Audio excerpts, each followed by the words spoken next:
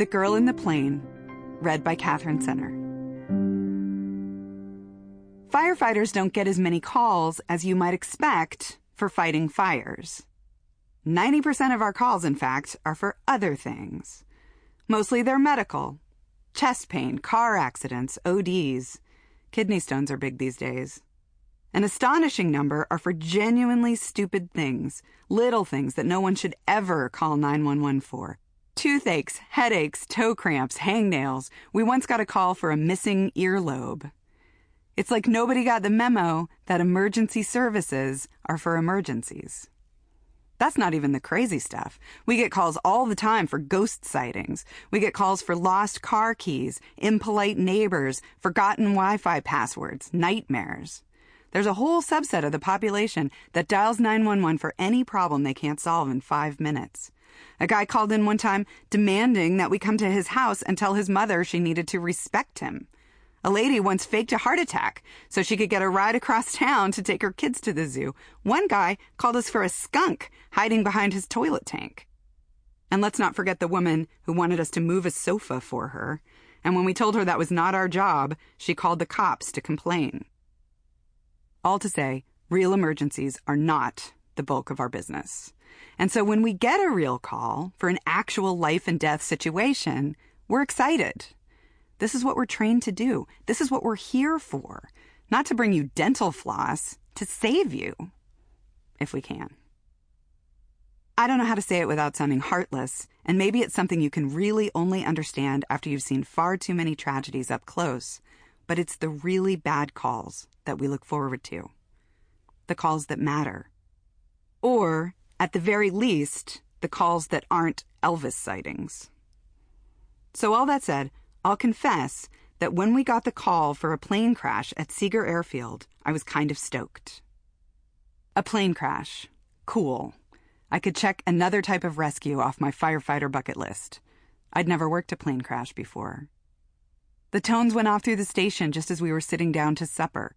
Medic 2, Ladder 4, Engine 16, District 4, respond to civilian plane crash at Seeger Airfield, no visible fire. That was us, Engine 16, the closest station. Reichman had been smoking a brisket out back since the start of shift that morning, and he was just walking it to the table when the tones went off. So much for the brisket, our captain said, as she grabbed a slice of loose cut and popped it into her mouth. We left the rest on the table under a crumpled piece of tinfoil. 60 seconds later, we were rolling, and we called dispatch for updates. Multiple calls to 911 confirmed that a small private plane had cartwheeled across the runway during landing. Awesome. There's a feeling you get as you head out to a real call that's like nothing else in the world. It's tension, excitement, focus, and the feeling that you're about to do something genuinely important. We'd been dispatched to this field before, but never for an actual crash. Once for a false alarm in the hangar, once for a fuel spill, and once for a guy who got locked in the bathroom. This was different. Riding in the engine, I watched the streets slide by in that otherworldly way they do at the start of a call. It was dusk, and the clouds were threatening rain. At first, the drive was just dreamy and surreal, like always. Children in parks stopped to watch us go by. Even fully grown adults raised their hands to wave as if they were seeing celebrities, or maybe just old friends. Then the rain started, and everybody disappeared indoors. Has anybody worked a plane crash before? I asked the guys. They're a lot like car crashes, Hernandez said, but with wings, Reichman added. Thanks, I said, flaring my nostrils. After a minute, Big Tom said, I worked that Continental 737 crash back in '98. Then he added, it wasn't pretty. Just as we arrived at the field, the rain stopped as fast as it had started, a flash storm. One of the reports said the aircraft had lost a wing, and as we pulled up, we saw that was true.